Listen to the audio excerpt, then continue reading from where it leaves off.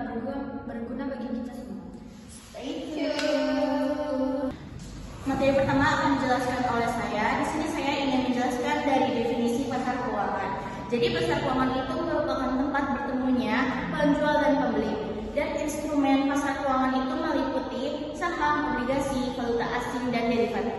Selanjutnya itu pasar keuangan atau yang biasa kita sebut money market bertujuan untuk menghimpun dana, mengalokasi modal, serta memfasilitasi investasi dan manajemen risiko. Dan yang selanjutnya itu pasar keuangan berperan penting dalam mengalirkan dana dari sektor yang surplus ke sektor yang defisit. Gunanya itu membantu pertumbuhan ekonomi, menentukan harga aset secara efisien, dan menyediakan likuiditas serta informasi yang berlaku bagi pelaku pasar. Lalu selanjutnya saya akan menjelaskan perbedaan dari pasar keuangan dan pasar uang. Yang pertama itu adalah pasar keuangan yang tempatnya itu terjadi berbagai instrumen keuangan berjangka menengah hingga berjangka panjang seperti saham, obligasi, dan reksadana. Tujuan utamanya itu adalah menghimpun dana dari investor untuk pembiayaan kegiatan investasi berjangka panjang. Lalu di pasar ini itu pelaku utamanya meliputi perusahaan, investor individu, lembaga keuangan, dan pemerintah. Risiko di pasar ini relatif lebih tinggi karena sifat investasinya yang berjangka panjang dan fluktuatif. Lalu selanjutnya ada pasar uang. Pasar uang ini adalah bagian dari pasar keuangan yang berfokus pada transaksi instrumen yang berjangka lebih pendek daripada pasar keuangan. Umumnya dengan jatuh tempo kurang lebih dari satu periode ataupun 1 tahun. Di sini instrumen yang diperjualbelikan meliputi sertifikat Bank Indonesia atau SBI, surat berharga pasar uang atau SPBU, dan deposit berjangka. Tujuan utama pasar uang itu adalah memenuhi kebutuhan likuiditas berjangka pendek, baik oleh bank maupun perusahaan besar. Karena waktunya yang cenderung singkat, resiko di pasar uang ini cenderung lebih relatif kecil dibandingkan pasar keuangan. Selanjutnya itu ada struktur pasar keuangan. Yang pertama berdasarkan jangka waktu. Di sini pasar uang itu berjangka waktu lebih pendek daripada pasar modal karena pasar modal itu berjangka lebih panjang. Sedangkan berdasarkan sifat instrumen ya, pasar utang itu seperti obligasi ataupun komersial paper. Sedangkan pasar ekuitas seperti saham biasa dan saham preferred. Yang terakhir itu berdasarkan tahap emisi. Di sini ada pasar primer dan pasar sekunder. Pasar primer itu tempat pertama kalinya sekuritas dijual ke publik. Sedangkan pasar sekunder itu tempat jual beli antar investor setelah diterbitkan di pasar perdana atau bisa dibilang sebagai transaksi pihak kedua. Materi yang selanjutnya akan saya sampaikan yaitu jenis-jenis pasar keuangan ada 3. Yang pertama ada pasar uang, yang kedua pasar modal, dan yang ketiga ada pasar valuta asing. Nah, yang disebut dengan pasar uang yaitu pasar keuangan jangka pendek yang memperjualbelikan instrumen keuangan seperti SBI, SPBU, surat berharga komersial. Nah, pasar modal yaitu pasar jangka panjang yang memperdagangkan instrumen keuangan seperti saham, obligasi, reksadana, dan lainnya. Terdiri dari pasar primer dan pasar sekunder. Pasar valuta asing yaitu tempat di mana mata uang dibeli dan dijual. Pasar ini memfasilitasi perdagangan internasional dengan memungkinkan perusahaan dan individu untuk menukar satu mata uang dengan mata uang lainnya. Selanjutnya yaitu ada peran pasar keuangan. Yang disebut dengan peran pasar keuangan yaitu ada 4. Yang pertama pemantauan kondisi pasar. Pasar keuangan menyediakan informasi terkini tentang pergerakan harga aset, tren, dan sentimen pasar. Yang kedua yaitu akses instrumen investasi. Melalui pasar keuangan, investor dapat mengakses berbagai instrumen investasi seperti saham, obligasi, reksadana, dan derivatif. Yang ketiga yaitu ada penetapan harga aset. Pasar keuangan berperan dalam menentukan harga wajar suatu aset berdasarkan permintaan dan penawaran. Dan yang keempat adalah mobilitas modal.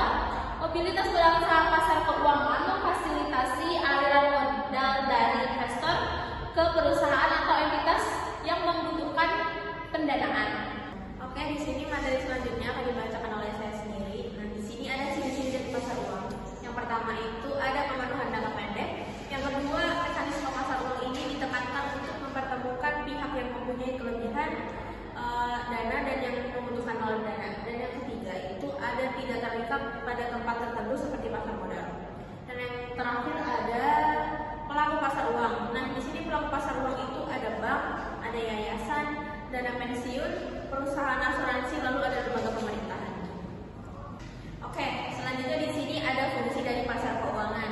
Yang pertama itu pasar keuangan menentukan harga aktiva diperdagangkan melalui interaksi antara penjual dan pembeli. Hal ini disebut sebagai proses penemuan harga atau price discovery process. Dan yang kedua, ada pasar keuangan ini menyediakan suatu mekanisme untuk investor bagi menjual aktiva kewajibannya. Karena kegunaannya itu pasar keuangan dianggap bisa menawarkan suatu likuiditas, yaitu kemampuan untuk mengubah aktiva menjadi kas. Lalu yang terakhir itu kemampuannya guna untuk menurunkan biaya transaksi. Dua biaya dihubungkan dengan usaha transaksi, yaitu biaya pencarian dan biaya informasi. Biaya pencarian ini mengacu kepada biaya eksplisit, seperti biaya iklan, biaya implisit, sewaktu-waktu yang dihabiskan untuk menemukan penjual ataupun pembeli. Nah, materi yang terakhir yang akan saya sampaikan yaitu di sini ada manfaat dari pasar keuangan. Di sini manfaat dari pasar keuangan itu ada 4. Yang pertama itu pasar keuangan itu berguna sebagai fasilitator dan mediator perdagangan dari surat-surat berharga jangka pendek. Yang kedua, sebagai sumber dana untuk modal kerja bagi perusahaan yang membutuhkan tambahan modal untuk ekspansi. Dan yang ketiga itu sebagai fasilitator dan mediator kegiatan investasi dari luar negeri kepada usaha lokal dalam bentuk kredit jangka pendek atau short term. Lalu di sini manfaat yang terakhir itu ada manfaat pasar keuangan itu sebagai wadah bagi masyarakat yang ingin membeli surat berharga, pasar uang dan sertifikat Bank Indonesia atau disebut dengan SB. Materi selanjutnya akan disampaikan oleh saya sendiri. Selanjutnya, materi kita akan membahas tentang instrumen pasar keuangan. Jadi, instrumen pasar keuangan itu ada beberapa. Salah satunya itu yang pertama saham. Surat berharga yang menyatakan kepemilikan seseorang atas suatu perusahaan. Pemegang saham berhak atas dividen dan potensi keuntungan modal. Nah, yang kedua itu ada obligasi. Obligasi itu yaitu surat utang jangka menengah atau panjang yang diterbitkan oleh pemerintah atau perusahaan. Investor menerima bunga secara berkala dan pengembalian pokok saat jatuh tempo. Selanjutnya itu yang ketiga itu ada reksadana. Nah, wadah investasi kolektif yang dikelola dan oleh manajer investasi berisi portofolio saham, obligasi atau instrumen pasar uang. Selanjutnya itu yang keempat itu ada derivatif. Nah, di sini kontrak keuangan yang nilainya bergantung pada aset lain seperti kontrak opsi, futures, dan swap. Umumnya digunakan untuk lindungi nilai atau spekulasi. Nah, yang kelima atau yang terakhir ada sukuk. Sukuk itu adalah instrumen keuangan yang berbasis syariah yang mirip obligasi, namun tidak mengandung bunga atau riba melainkan berbagi bagi hasil. Materi selanjutnya akan membahas tentang lembaga-lembaga yang berperan di pasar keuangan. Lembaga-lembaga yang berperan di pasar keuangan itu salah satu contohnya yang pertama itu ada Bank Sentral atau Bank Indonesia. Nah, berperan sebagai pelaku utama di pasar yang dengan uang dengan tugas menjaga kestabilan moneter dari harga melalui instrumen keuangan seperti sertifikat Bank Indonesia atau disebut SBI. Selanjutnya itu contoh yang kedua itu ada lembaga pemerintah. Di sini lembaga pemerintah turut berperan sebagai pihak yang membutuhkan dana untuk membiayai produk-produk pemerintah. Nah, yang ketiga itu ada bank komersial. Bertindak sebagai dealer derivatif, lembaga perantara keuangan, serta memenuhi ketentuan giro wajib minimum di bank sentral. Yang keempat itu ada perusahaan swasta. Nah, perusahaan swasta itu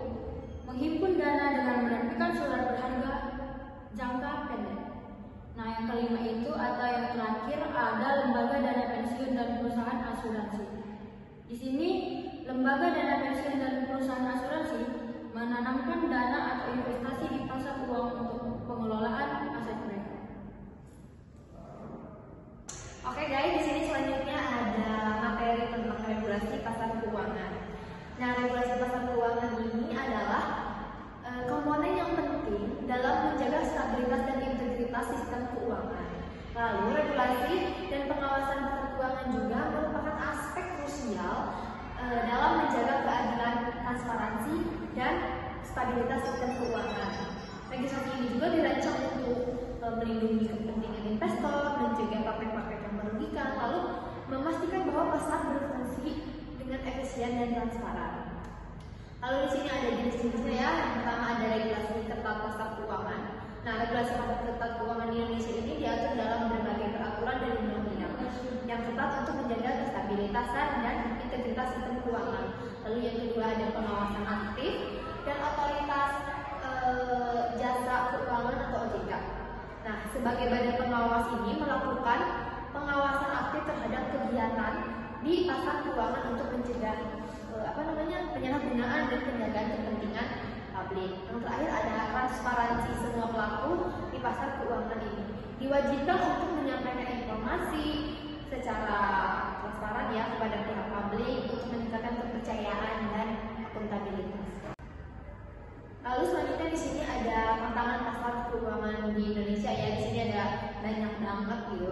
Yang pertama ada rendahnya literasi keuangan, dominasi investor institusional, terus ada volatilitas pasar global, lalu ada kurangnya kedalaman pasar market atau market depth. Lalu yang terakhir ada integritas pasar ASEAN dan global. Baik, cukup banyak tantangan pasar keuangan di Indonesia dan perlu ada perbaikan agar tantangan itu menjadi semakin tidak terlalu banyak tantangannya. Baik, di sini ada contoh kasusnya ya. Kita ambil contoh kasus biar bisa lebih paham lagi. Nah, di sini saya mengambil contoh kasus dari dua perusahaan yang mengalami skandal korupsi yang cukup besar ya teman-teman. Bukan cukup sih, kayaknya korupsi paling besar katanya di berita seperti itu. Nah, PT itu sendiri adalah PT Jiwasraya dan Asabri. Nah, kedua kasus ini merupakan skandal korupsi pengelolaan keuangan dan investasi yang menyebabkan kerugian negara dan nasabah yang sangat begitu besar. Lalu di sini kan pasti ada modus operandinya. Nah, modus operandinya sendiri itu yaitu melibatkan investasi yang menyimpang dan memanipulasi data keuangan. Nah, yang pertama saya akan membahas dulu kasus dari kasus Jiwasraya.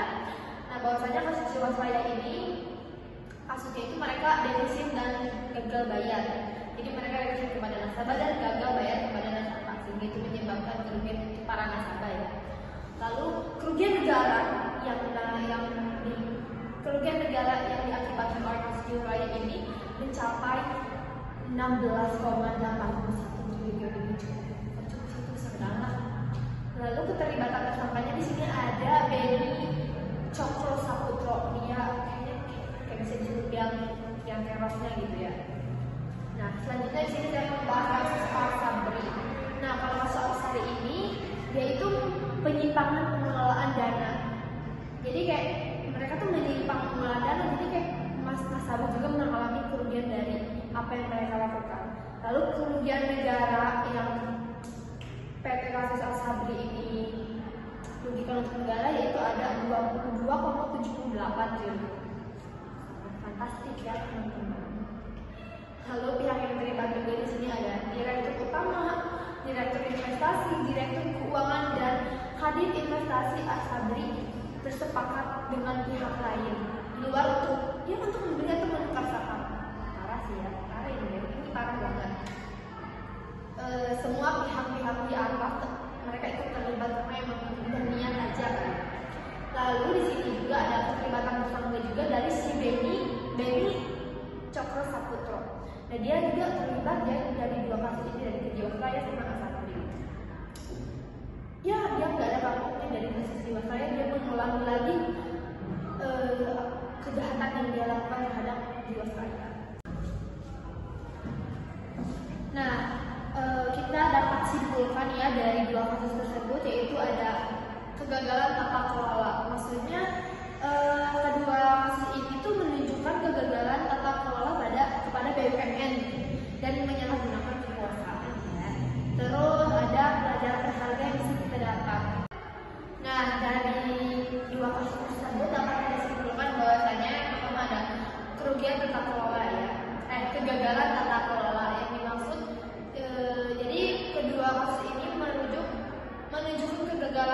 dalam tata kelola BUMN maksudnya, dan penyalahgunaan kekuasaan.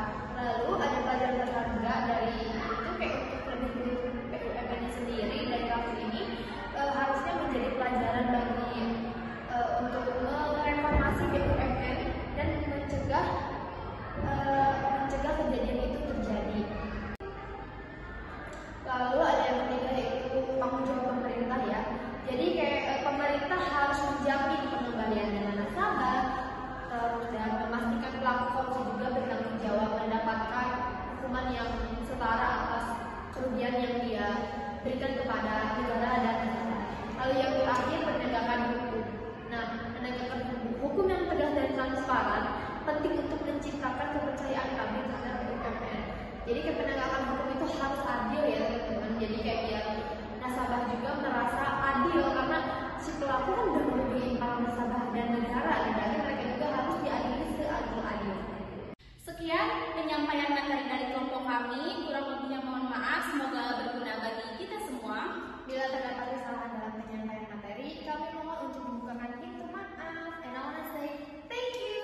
Hatur nuhun. Terima kasih. Arigatou. Kamsahamnida.